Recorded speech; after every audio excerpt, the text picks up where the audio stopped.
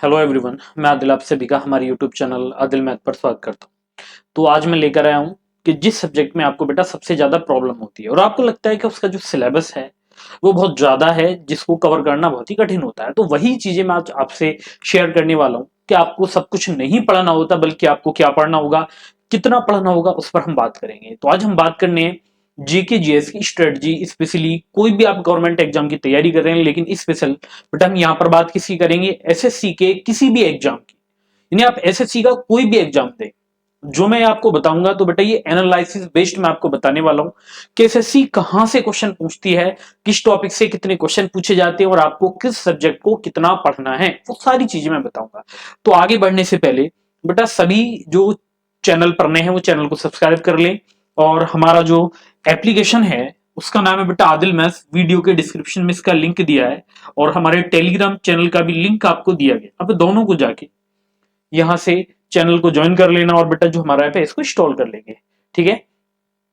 अब सबसे पहले हम बात करेंगे बेटा जीके जीएस की स्ट्रेटजी।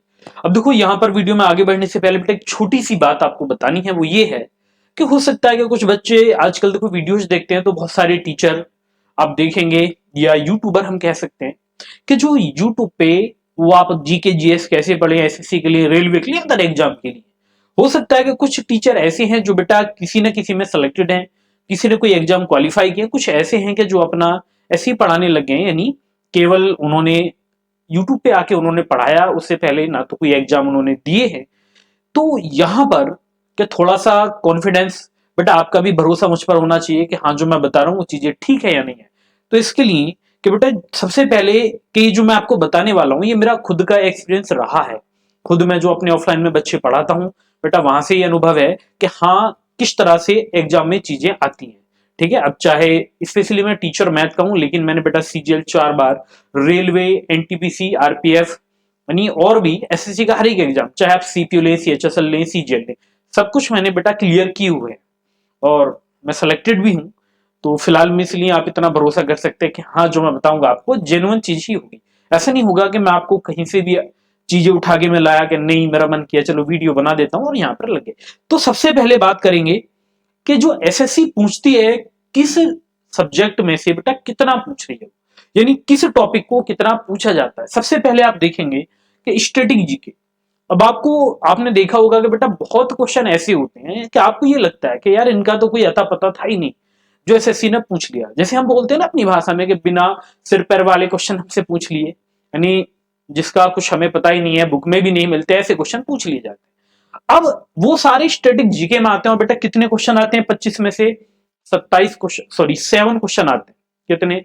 7 क्वेश्चन आपके पूछे जाते हैं। अब ये 7 क्वेश्चन आप कहां से कवर करेंगे वो भी मैं आपके साथ के साथ कवर आपको यहां पर बताता चलूं। बेटा आपको ज्यादा कुछ ना करके आपको एक पीवाई क्यू, यानी आपको एसएससी की कोई भी प्रीवियस ईयर की एक बुक ले लेनी है। आप क्या करेंगे बेटा, एक प्रीवियस ईयर की आपको बुक लेनी है और वो जो बुक आप लेके चलेंगे, कोई भी जो पीवाई क्यू आप लेंगे उसमें से आपको ये देखना है कि आपको स्टैटिक जीके कवर करनी है। तो आप स्टैटिक जीके में गए, आपने जितने क्वेश्चन वहां पर एसएससी पूछ चुका है पिछले 5 सालों में, जो भी उस बुक में दे रखे होंगे, ठीक है। वैसे जो बेटा मुझे अच्छी बुक लगती है पीवाई क्यू, एक तो एसएससी की घटना चक्र आती है, सामान्य अध्ययन, और एक आपका पिनाकल का है वो आती है, ठीक है। तो उनमें से कोई भी आप ले सकते हैं। तो वहां से आप स्टैटिक जीके के जितने आपकी पीवाई क्वेश्चन है वो आप यहां पर लगा डालेंगे। अब उससे होगा क्या बेटा, इन बुक की सबसे अच्छी बात यह है कि उसमें आपको टॉपिक का नाम दिया होगा, उससे क्वेश्चन दिए होंगे कि किससे कितने क्वेश्चन पूछे गए। तो इससे होता ही है कि आप चीजों को अच्छे से डिफाइन कर पाते हैं, आपको ये पता लगेगा कि एसएससी किस में से ज्यादा क्वेश्चन पूछ रही है, यानी बिना मतलब की चीजें आप पढ़ नहीं पाओगे, वो आप स्किप कर दोगे। तो स्टैटिक जीके के लिए आपको सबसे बेस्ट यही है कि आप पीवाई क्यू लें और एक आप कोई भी या तो बुक लें या फिर जिस भी टीचर से आप जीएस पढ़ रहे हैं। तो बेटा सब कुछ नहीं पढ़ना, आप ये देखो कि जीएस में या स्टैटिक जीके में एसएससी ने कौन कौन से टॉपिक से क्वेश्चन पूछे, आपको वही टॉपिक अच्छे से पढ़ने। दूसरा आ जाते हैं करंट अफेयर। अब आप देखेंगे बेटा करंट अफेयर के 3 क्वेश्चन आते हैं। अब होता क्या है कि बच्चा 1 साल की करंट अफेयर पढ़ने में लगा होता है, बेटा ये सबसे गलत तरीका होता है। मैं आपसे ये बिल्कुल नहीं बोलूंगा कि डेली आप बैठ के 1 घंटा करंट अफेयर पढ़ो। भाई आप लोगों के पेपर में 2 से 3 क्वेश्चन करंट अफेयर के आने वाले हैं, तो आप ये बताइए कि आप डेली 1 घंटा बैठ के इस करंट अफेयर में क्यों दे रहे हैं। आपको बेटा पेपर से पहले केवल 3 महीने, यानी आपने फॉर्म भर दिया, आप करंट अफेयर उठाइए पिछले 6 मंथ की, और वैसे भी अगर आप 6 मंथ की काफी रहती है, उसमें भी मंथली मैगजीन आती है, ठीक है, तो उनसे, या फिर आपने देखा होगा बहुत से यूट्यूब पर टीचर हैं तो उनके जो पीडीएफ है आप उनको लें और उनसे आप करिएगा करंट अफेयर। तो यहां पर आपको ये नहीं है कि आपने जब से तैयारी स्टार्ट करी तब से आप करंट अफेयर डेली 1 घंटा दे रहे हैं, तो बेटा ऐसे फालतू में अपना टाइम वेस्ट ना करें, क्योंकि 1 घंटा आप अगर करंट अफेयर को देखो दोगे तो आप वही 8 घंटे एवरेज आपका पढ़ाई के निकल के आते हैं, 7 से 8 घंटे, तो टाइम आपका बहुत ज्यादा वेस्ट होता है। दूसरा आते हैं हिस्ट्री।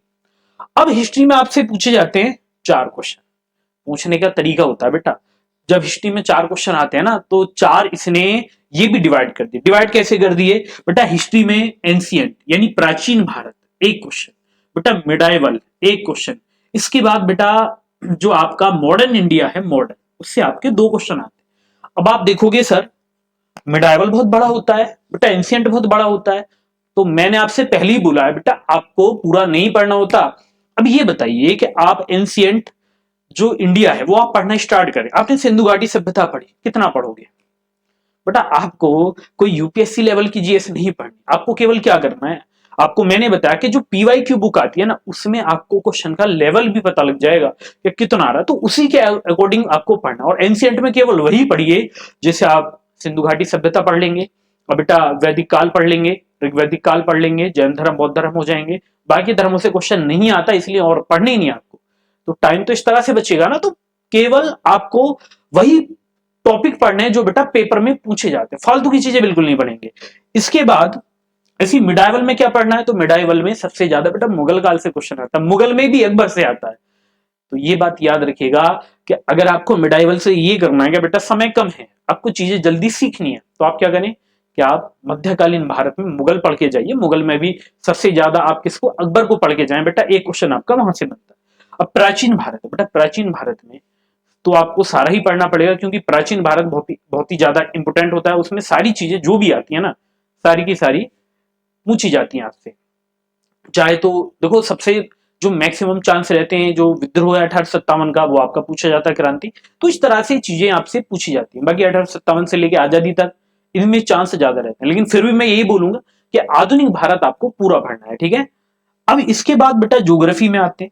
अब ज्योग्राफी में आप देखेंगे सर 3 क्वेश्चन। अब आप कहेंगे अच्छा ज्योग्राफी मैंने नाम तो लिख दिया बेटा छोटा सा, लेकिन है तो बहुत बड़ा।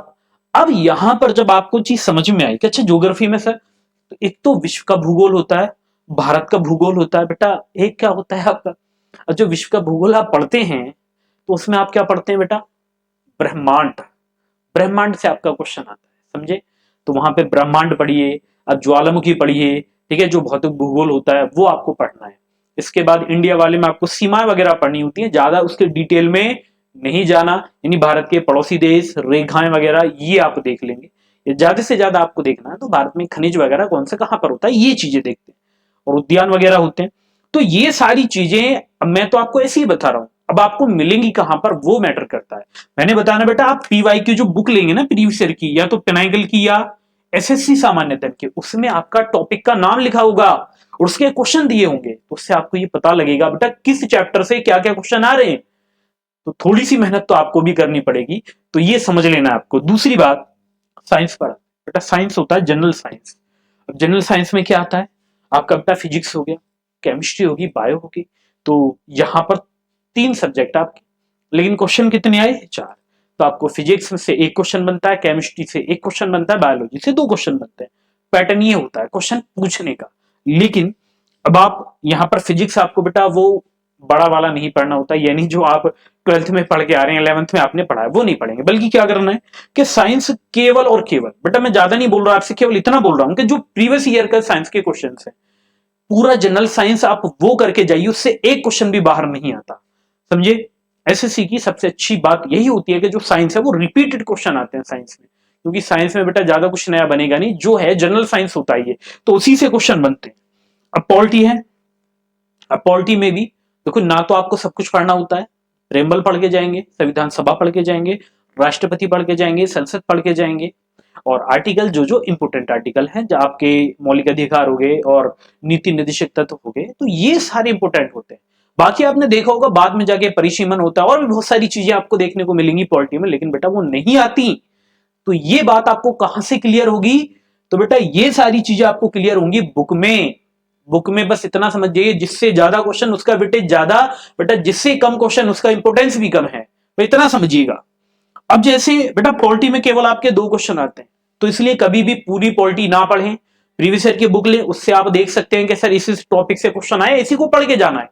यानी जो टॉपिक इसमें दिए ना केवल वही पढ़ के जाने, अलग से मत पढ़ना, ठीक है। अगर आपको स्मार्ट वर्क करना है तो ये चीज आप कर सकते हैं। इकोनॉमिक्स 2 क्वेश्चन आते हैं। अच्छा अभी फिलहाल में इकोनॉमिक्स के बेटा 2 क्वेश्चन आते हैं, कभी एक बार ऐसा था कि 7 से 8 क्वेश्चन भी इकोनॉमिक्स से आ गए थे। तो इकोनॉमिक्स में बैंकिंग आपने देखा होगा, बैंकिंग आती है बेटा सबसे ज्यादा, और जो राष्ट्रीय आय है जीडीपी वगैरह ये पूछे जाते हैं, ठीक है। इकोनॉमिक्स में भी ज्यादा कुछ होता नहीं है, ये चीजें आप पढ़ोगे। सबसे ज्यादा क्वेश्चन जैसे बेरोजगारी होगी, अर्थव्यवस्था किस तरह की इंडिया की, तो इस तरह के क्वेश्चन आपके बनते रहते हैं। तो सारी चीजें जब आप बुक देखोगे पीवाईक्यू की तो वहां पर मिल जाएगा।